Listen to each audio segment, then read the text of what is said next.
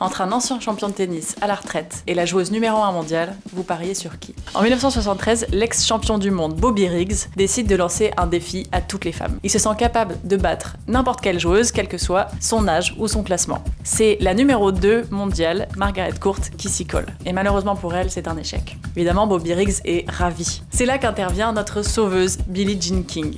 C'est la première joueuse mondiale à l'époque et elle décide de relever à son tour le défi de Bobby Riggs. Elle se dit, si je ne gagne pas ce match, ça va nous faire revenir 50 ans en arrière. Or à l'époque, les inégalités entre joueuses et joueurs dans le tennis professionnel sont déjà énormes. Les compétitions attribuent des récompenses qui sont parfois jusqu'à 10 fois supérieures aux hommes par rapport aux femmes.